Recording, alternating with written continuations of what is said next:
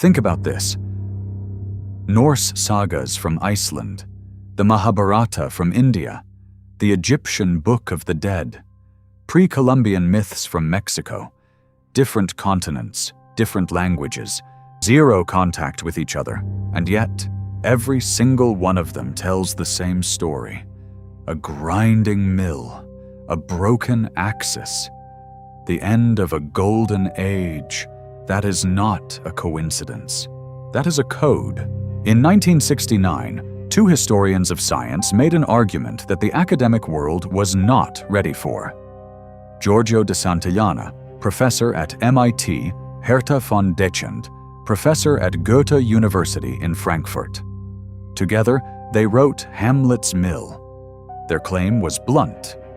Mythology is not primitive storytelling. Mythology is a technical language, a way of encoding complex astronomical knowledge and passing it down through thousands of years, intact, disguised as legend. And at the center of that knowledge was one phenomenon: the precession of the equinoxes. Here's what that means. Earth doesn't spin on a perfectly stable axis. It wobbles, slowly, like a massive gyroscope winding down. That wobble shifts the entire position of the night sky over time.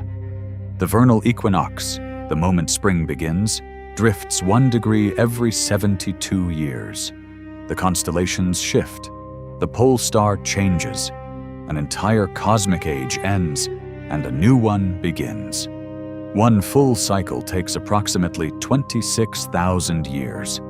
The Greek astronomer Hipparchus is credited with discovering this in 127 BC.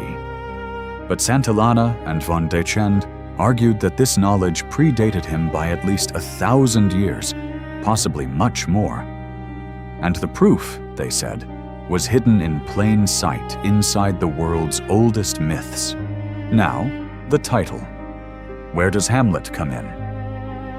Hamlet's name traces back to an older Norse figure, Amlodhi. And Amlodhi had a mill, a vast cosmic mill. In good times, the mill ground out peace and plenty. Then it broke. It began grinding salt instead. Then it sank to the bottom of the sea and kept grinding. The massive whirlpool it creates is still there.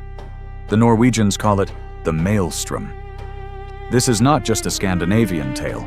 In Hindu mythology, the gods and demons churn the ocean of milk together, the same rotating, grinding motion on a cosmic scale.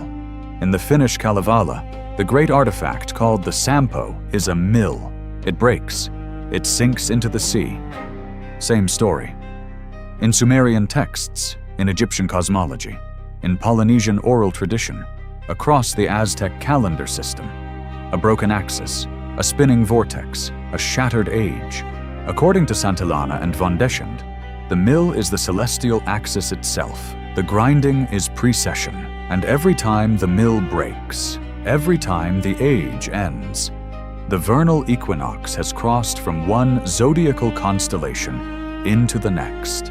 To track precession, you need to observe the sky across generations, centuries, possibly millennia, without writing, without telescopes. So how did ancient people preserve that data? They encoded it in poetry, in epic narratives, in the rhythmic repetition of sacred numbers, in the orientation of their temples.